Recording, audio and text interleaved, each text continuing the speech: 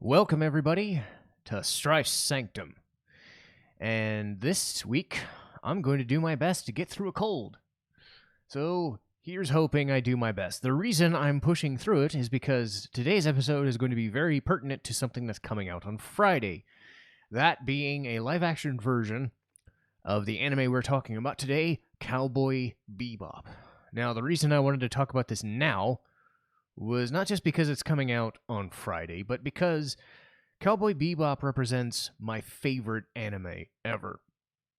When it first came out, again, this is back in that time frame where I was staying up late and watching shows at 10 o'clock, 11 o'clock, midnight on Toonami, Adult Swim, that sort of thing. And Cowboy Bebop kind of always sat in that rarefied air. That even though there was some good stuff like Big O, Trigun, Lupin the Third, all that kind of stuff, or even on G4 you'd have some good anime, Cowboy Bebop was different to me. And it didn't really hit me until, a couple of years later where I was just like, nothing's as good as this. And I think one of the things that sets it apart, and one of the things, and I'm going to bring in the live action when I try to explain what I'm hoping it becomes versus what it probably is. Note, I have not seen any reviews of it. I've heard some reports that say they're disappointing or somewhat good. It's not a train wreck or whatever. So that's all I know, right? I don't know anything about the actors or what they're going for. I haven't seen any of the trailers. I'm trying to go in as blind as I can. But I did watch Bebop again last week just to reaffirm what I already knew, was that Bebop was my favorite anime. And it still is. But I think for me, what the main thing comes down to is that this is like the only show that I could show Western audiences or like my parents. Like I showed them to my parents and they were like, yeah, this isn't anime. This is just a space drama. This is just like Star Trek or Star Wars or something like that. There isn't the, oh my God, you can tell this is like anime vibe to it.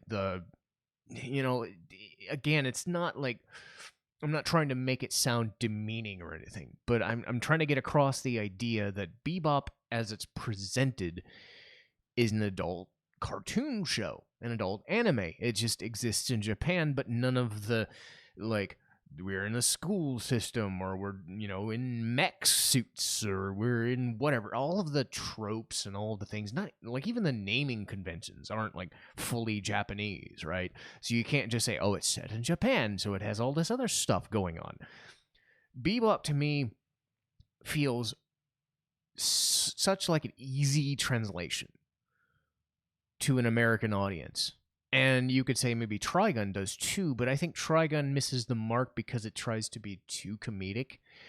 I think Bebop works best because outside of like one or two characters and one or two instances where they're trying to be comedic and stupid just for the sake of lightening the mood, this show is a lot more serious, and in a good way. A lot of the humor is very dry. They'll have like a saying or just something that they do that doesn't come off as hackneyed. It feels earned. Or, something happens to the characters and it feels like it's a nice change of pace. Almost like a Marvel movie where, they do the big action scene and then Hulk punches Thor and you get a laugh, that sort of thing. It doesn't overstay its welcome.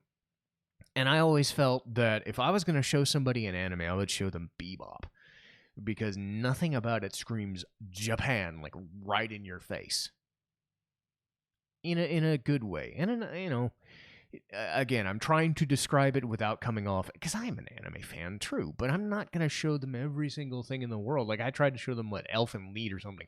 That was a mistake. I mean, I thought it would be gruesome and fun, and it turned out to be no. Maybe something like Kino's Journey or Musashi or something like that. But even those are kind of like, they're dramatic, but they're, a lot stiffer. Bebop tends to have like a good mix of drama, a good mix of action, and then the comedy is dry humor that I think anybody can get into. And the legacy of it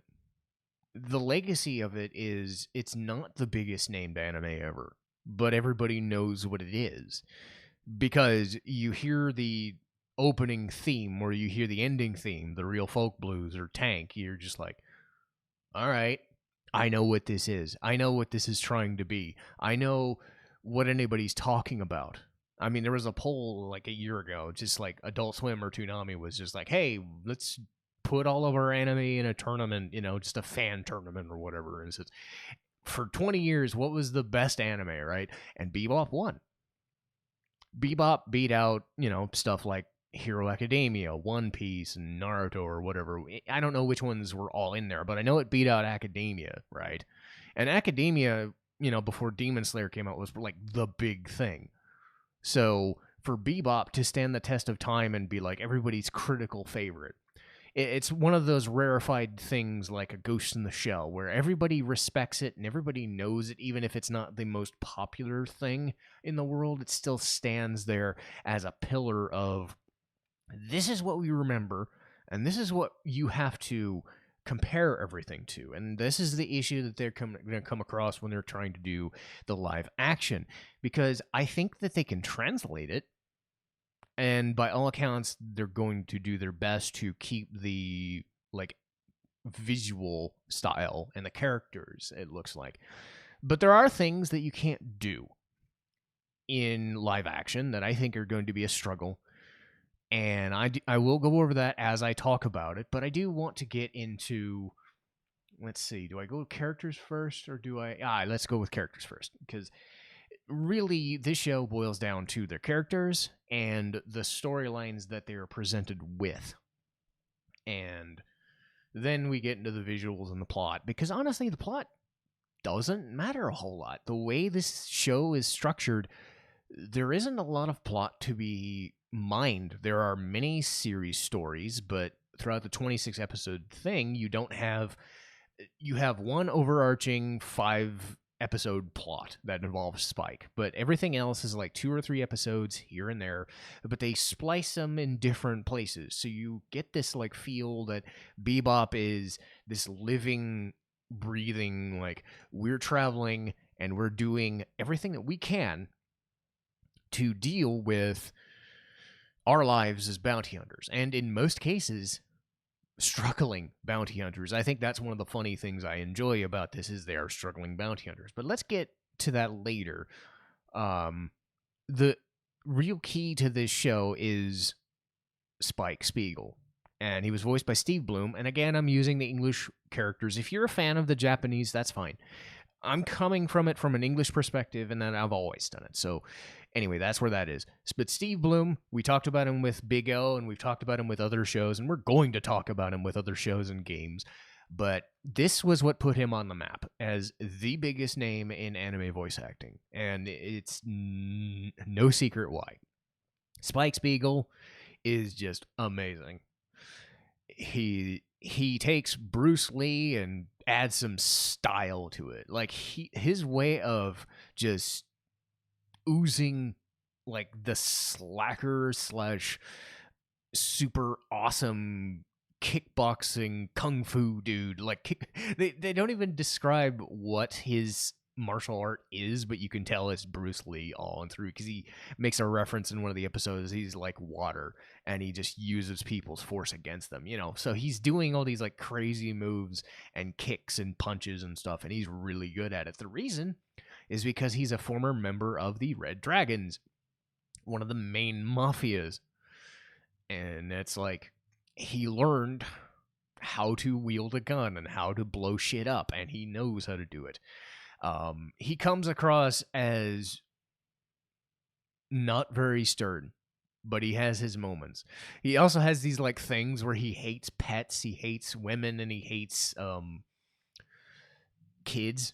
So he just yells every time. I think the funniest part sometimes, other than him just knowing that he's got the bounties and he's got their number because he's always fucking with them, is that every so often he does blow his top. And he comes off as a bit of a whiny dickhead. But it's not enough that he comes off as a priss. He's just I'm pissed off right now. What are you doing? This is such bullshit. Because he's not the leader of the Bebop. That's Jet, right? But again, Spike is the main character, and his storyline is the main storyline. And that's where it comes to, is because you have that cool factor. And while not everything works in Bebop, I feel everything revolves around Spike to the point where, even though episodes aren't Spike related, in most cases, he's the one that the show revolves around. So he's always going to be dealing with the hired hitman. He's going to be dealing with the crazy stuff, or he's going to react to what Jet or Faye or Ed are going to do in their stories. So he's always an ever-present force. And, especially on the funnier episodes, he gets to show off some of the, just these little reactions and just, again, talking crazy, being a bit of a mopey idiot, wondering why he's sitting there walking a dog, things like that shit that he knows he doesn't want to do, but he has to because he needs to make money. So his main storyline revolves around the Red Dragons, and we'll get to that later, as that's the core of the, think of it as a 5 episodes turned into a movie, and then everything else is just stuff around there. But Spike is part of 10 or 15 other episodes specifically, and will always be an ever-present main character. And Jet Black, voiced by Bo Billingsley, and he was Barrett in Final Fantasy VII Advent Children. In this, he's just this big ex-cop, ex-detective, owner of the Bebop and whatnot. He is just this big, burly, old guy with an interesting fashion sense and an interesting facial hair. I don't know how he does the beard with the spikes going up his chin, with the spikes going out of his chin, but it works, I guess. And he's got a V-shaped mohawk in the back. It's a weird, and he's all bald on top. It's weird. But he's also got a prosthetic arm. And his storyline does revolve around that. So his 2 or 3 story arcs end up becoming his life as a member of the ISSP. So he has the backdrop of, he was a former police officer, hit gone wrong, and now he's a bounty hunter. And he doesn't take shit from nobody. That said, he does kind of become a doormat because Jet or Spike and Faye are always just kind of walking over him, but he still demands respect, much like those characters should. He's the older guy, he's the veteran, he knows what he's doing, he knows how to hack systems, not like Edward does, but he's a good hacker. He's a giant man, so he knows how to beat the shit out of dudes. He knows how to be a stern presence, and he knows how to lead a ship and still manage things. But he's got little interesting quirks, he knows how to cook, so he's the main cook of the ship. He's got like I said, he's a mini bit of a hacker. He's good at detective work. He's good at trailing and tracking dudes, and he's also good at taking care of bonsai trees. That's his main thing, is taking care of bonsai trees. It's like a meditation sort of thing. So he's got these little nuances to him outside of his just, I'm the big, bald, burly guy. And he leads the ship, but he lets Spike and Faye do their thing enough that it's okay. It's a merry band of misfit dudes and ladies. So he lives with it and knows that shit goes south and he can't do anything about it. Speaking of things they can't really do anything about, there's Faye Valentine, voiced by Wendy Lee. And this is what she's mostly known for, but again, Wendy's been in practically everything. Again, she was Haruhi Suzumiya. She was, oh god, so many other things. And, so it's one of those things where I saw her in a lot of other stuff first, but then, this is what she's known for, and it's what does she bring to this show? And Faye Valentine is such a unique presence because she has that, sex appeal. She is the sex appeal of the group, but she's very moody. She is very whiny. She is very, laissez-faire in most cases because she's a gambler. She's just kind of just annoyed to be around these two guys. And I don't think they ever like go after her for any, it's not like they're fawning over her or anything. They're just like wise to her bullshit because she is this femme fatale kind of person. And it's like, it's almost like a front because her storyline is one of the best in the show because she was cryogenically frozen due to an illness or a plane crash or something. They couldn't fix her up until 50 years in the future. And this show is set in 2071, though being now 2021, they might update it to be like 2090 or whatever, 3000 or 2100 or something. But suffice to say, 50 years goes by, she gets unfrozen and is stuck with a crazy 300 million debt. And she can't really pay that because who can pay 300 million? Right? So she ends up gambling or she ends up going to the bounty hunting life. And again, she is a femme fatale and she is very, very, very pretty, but in a way that people like aren't fawning over her too much unless she's using it specifically to get something. She does use it occasionally, or they do focus on it as a joke, but Faye works best when the facade kind of breaks. When you start seeing and hearing stuff about her life. And I think my favorite episode is number 22, I think. Or no, episode 18. It's Speak Like a Child. So episode 18 is Speak Like a Child, where they go and they find this like old video cassette. This old beta cassette, if that's going back super far. They go through all this trouble to find it, and they find out that it was a time capsule of kids. And one was sent to Faye because she wrote it. And seeing her reaction to her past life, and then leading to a later episode where she gets her memories back, and the result of it, I'm not going to spoil a whole lot, for people who haven't seen it, but just the idea of Faye as this person who has this like gambler's aura, this femme fatale, like she's putting on a front because she doesn't know who she is, and then you see it break on occasion. It really does add a lot to Bebop as a crew, knowing that Faye herself isn't one-dimensional. Because Spike isn't one-dimensional, Jet isn't one-dimensional, and neither is Faye. So it really helps. We also have Ein, a Welsh Corgi. But the cool thing about Ein is, aside from being an awesome, cute little dog, he was genetically engineered to be a data dog. And it doesn't manifest a whole lot, but there are instances, very slight instances, where the dog is able to like do this crazy hacking gimmick or like figure out how to escape. He's a smart dog. And I don't know how they're going to translate that, but I imagine it's just, hey, let's get ourselves a Corgi and let's have him do some cool shit. Almost like Morris from Shang-Chi, but as a Corgi instead of a winged two-butt animal, right? Because that's what it's going to look like. It's going to look like Morris from Shang-Chi, but as a Corgi. At least I would hope, But Ein is there, he's Jet's dog for a while until Radical Edward shows up. And Radical Edward shows up in episode 9, and she's voiced by Melissa Fawn. And this is the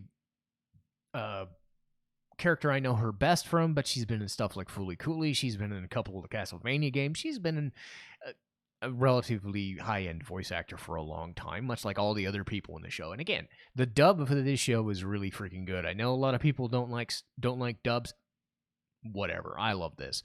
And they do a really good job. And Edward, if there's one thing I'm going to say as a trouble spot for the live action, and I don't know how they're going to process it, and I don't know how they're going to shoot it. Radical Edward as a character is going to be the hardest thing to translate to live action. The reason being is not because she's a hacker and she's a crazy, energetic. It's the fact that in said energy, she bounces around the room. She's like a super ball bouncing from one room to the next. She'll like fall from the floor and then start rolling around, or she'll start making like jittering movements, or she'll start walking weird. It's not about her outfit or how she talks or how she acts. It's about how the movement is responding. You can do that in animation just fine. She's bouncing around the room and, doing crazy stuff. But translating that to live action, should they get a episode or season 2? And again, that's the issue, is people are like, where's Ed? And I'm sitting here thinking, well, how are you going to translate this character that bounces around the room in live action without it kind of seeing really weird? Because it's like that thing in Family Guy where Stewie goes to Disney World and he's like bouncing across the screen in like no seconds flat. Edward does that sort of stuff every once in a while. She'll spin around, or she'll do some crazy, she's there as comic relief. So I wonder how that character is going to translate to live action. That being said, in the animated version, she's there as comic relief. There's no doubt about it. Her manic, crazy action is there to be, she'll use her hacking skills here and there to find bounties, but in most cases, she's there to just make weird noises. She's there to just say stupid shit. And that's fun, because the other 3 characters, and I to a certain degree, don't. You're not going to have Spike, Jet, or Faye make comedic noises and funny, weird shit. So they needed somebody to balance that off of. That being said, Edward is there for fun. She gets a couple episodes to herself to just be there and have fun and maybe capture a bounty for herself. And her final episode is great, and it leads to one of the more poignant moments of the series and one of the best music tracks in the show, Call Me, Call Me. But other than that, she's there just to balance out the other characters' drama and action, because you need that kind of balance. That being said, the last 2 characters are a package deal. They add into Spike's storyline and the beginning and ending of the show. We have Vicious, voiced by Skip Stelracht, who, oddly enough, you'll think I'm making this up, but he was Ryu in Street Fighter 2V. Yes, there was an anime of Street Fighter. And yes, there was a Ryu, and yes, there was a voice actor who did his voice, so that's where that was from. So Vicious is not a leader, but a very cold, calculating man in the member of the Red Dragons that Spike was a part of. And man, he's just, I will do whatever I want to do and kill whatever I have to kill in the name of my own goals. And it's not like he's power hungry, he is, but it's more in that just menacing, stoic way, where you don't know what he's going to do, and you mostly assume it's going to be around stabbing people with a sword, which he's very good at. And he cuts that image where you see him and you're like, oh, this is bad news. So then his story also revolves around Spike, because they were together. They also revolve around Julia, who's voiced by Mary Elizabeth McGlynn, who is the Major in the animated series Ghost in the Shell Standalone Complex. That's what I know her most from, but she was Julia in this. Julia shows up as a character that is mysterious, and I do kind of feel that they could have expanded on it, and that might be what they do in the live action show, is expand on the Vicious, Spike, and Julia angle. I don't know if they're going to, but they might. But Julia acts as somebody who knows both Spike and Vicious, and it seems like she slept with both. She has feelings for both. She's a part of the Red Dragons, but she's not. It's vague. And that is something that is vague about their storyline, and it's kept vague. But Spike and Vicious hate each other, as you would imagine, and Julia is caught in the middle of all of it. And everybody gets caught in the middle of that issue when those episodes come up. The weird thing about the show is it's episodic, so they don't have Spike talking about Vicious every single episode. They don't have him talking about Julia. They only focus on it in those 4 or 5 episodes. And it's a weird disconnect, but I do enjoy it because it does give you something else to focus on. There is no, I mean, the A plot is the Spike and Vicious stuff, but it's left to their own episodes later on in the series, and you get to do all the stuff. You get to focus on Jet for a little while, you get to focus on Faye, and you get to bounce around a little bit, and everybody kind of meets in the middle once you have the important episodes, the main storyline again. Kind of like how Ghost in the Shell Standalone Complex had their Laughing Man storyline and then a bunch of other interstitial episodes in there. That's the best way I could describe it. So the idea with Bebop is it's set 50 years in the future from today. At the time, it was 75 years. So 2071.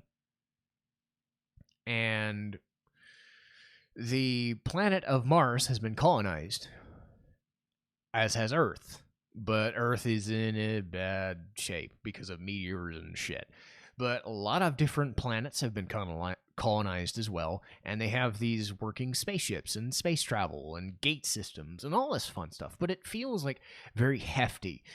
The cool thing about this show is it was made back in 1997, 1998, where, you know, they still had like a lot of like heft.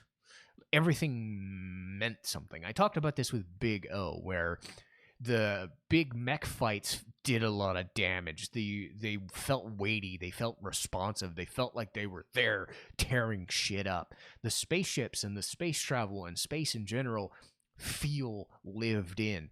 The action scenes aren't so like crazy CG that it's like, oh, they don't look like they're actually flying. This is like old school shit that looks like they put a lot of effort into building these machines. So it's cool to see all these machinations in this space opera kind of thing. So you've got this crime drama stuff and this bounty hunting stuff in this world of space that goes to different planets and different star systems and things like that. And they do talk about the science of it here and there, but not so much that it's over boring and you know, technical. They still have a lot of fun with it. As I said before, Jet is part of the was part of the ISSP, the Intersolar System Police, and that comes into play sometimes when he's, you know, getting information or talking with friends and stuff. But you have all this crazy stuff with these mobsters, like the Red Dragon. There are some other ones there, but it's typical stuff. But I'm liking the fact that everything is dark and gritty and weighty, but it's never not against having a little bit of comedy. I said before that Ed is there for comic relief. You'll have these instances where stuff happens to either the characters or the bounty heads and they have fun with it. Or they'll spend some time showing the Bounty Hunter show with the hosts, Punch and Judy, and, you know, they're just having a good laugh talking about bounty heads. They're like an old Western kind of vibe. So it's like a spaghetti Western in a space show, you know. So stuff feels important. Stuff feels weighty. Even in the interstitial episodes, everything is given weight because they focus on the drama. They focus on the comedy and the action, but none of it feels forced. You know, and if I was to say there was like one main issue, and you can argue whether it's an issue or not, it's the fact that Spike, Julia, and Vicious only get 5 episodes to themselves. And to be honest, they don't really explain a lot of their backdrop. They do a thing where they let the viewer kind of fill in the dots. Where, yeah, they tell you they're the Red Dragons. They tell you they've been together. They tell you things about Vicious and whatnot. Or he is subordinate to these, like, little weird old guys, you know, who lead the Red Dragons for a while. And Julia's caught in the middle of all this. Or Spike was trying to break free and, you know, shit like that. So these little instances of, like, they don't tell you everything that goes on in the storyline. They have you infer from knowledge of mafia, crime movies, bounty hunter movies, westerns, that sort of thing, that you know what you're getting into. We don't need to explain it all. You can kind of gauge from the way they react to each other that this shit's real, that this shit, they hate each other, or they're, in love with each other, or whatever. It's a lot of like inferences that you can make, so they don't go on explaining everything. Do I think that's the way they should have done it? I don't know. They should have maybe, like, if they made this its own movie and not disconnected from the other 20 episodes, it would have been interesting.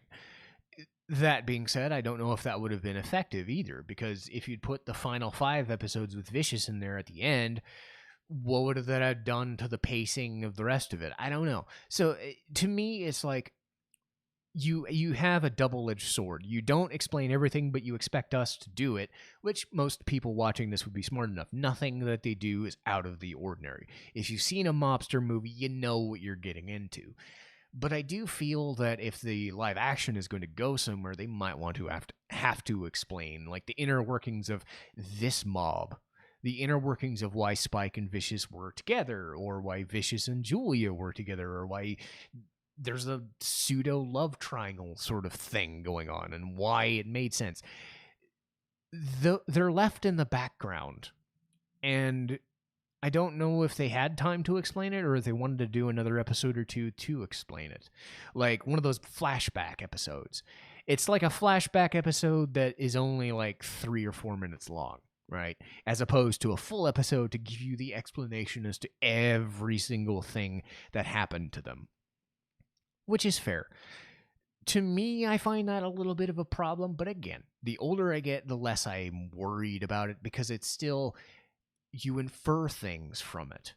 And I do think certain episodes didn't need to be there. You could have cut, an episode or two. I would have said maybe Andy the bounty hunter on the horse and have the jokey guy, or one of Ed's episodes, but then you'd cut out of Ed's episode and whatever. So what would you cut out to do that stuff, So that draws the line. So as far as the live action goes, what do I expect?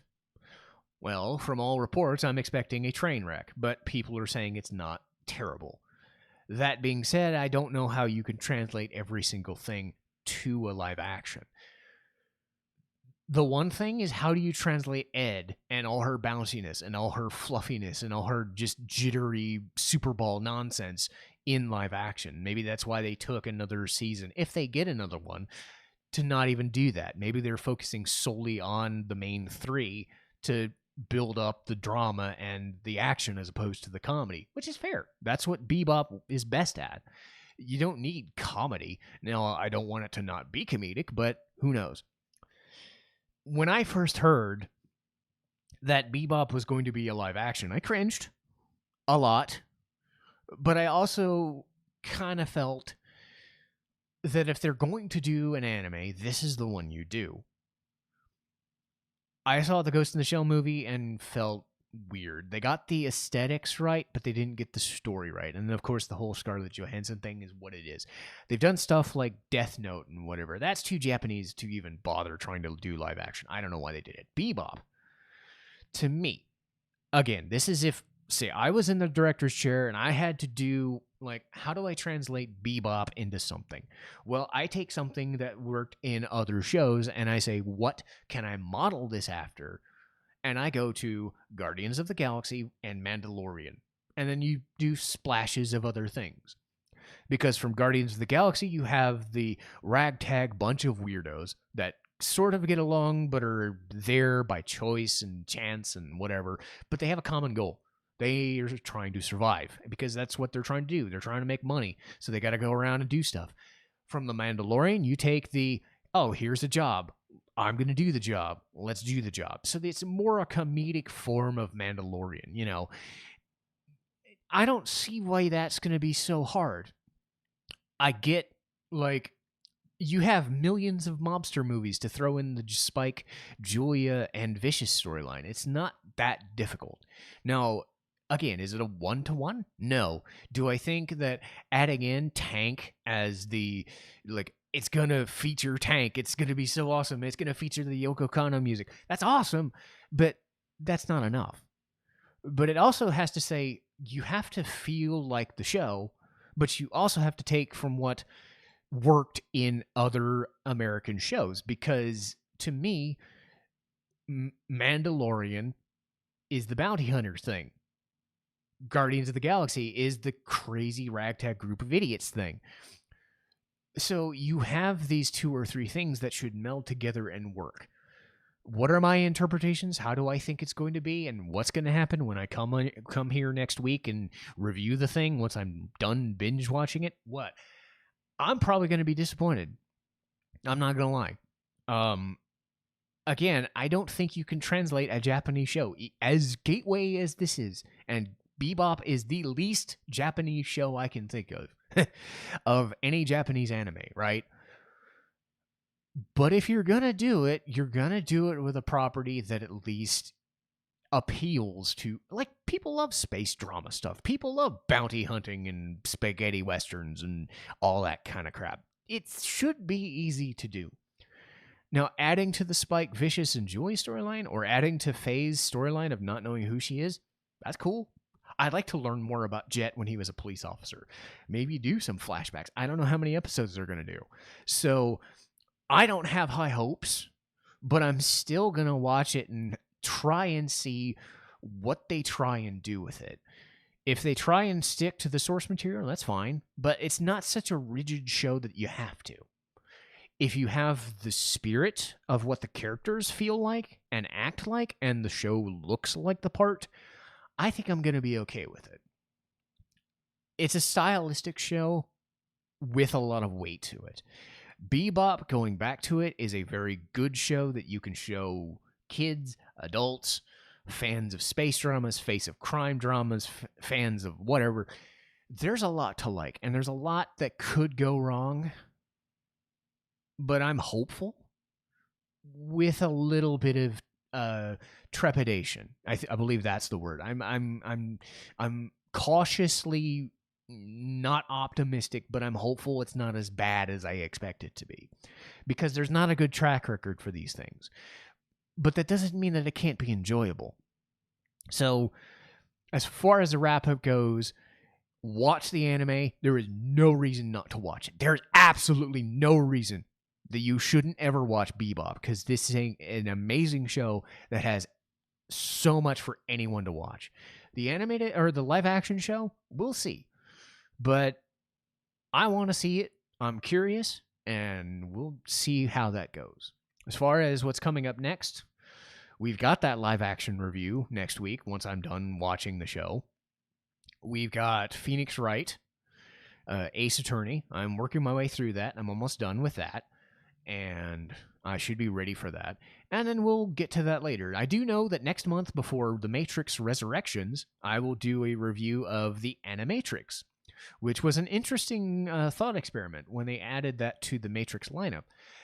I don't know if it's canon or not, but it's an animated like short story compilation with all these different like animation studios in Japan, and CG. There was old school anime, almost like Ghibli looking stuff. There was tons of CG stuff. There's a lot of hand drawn.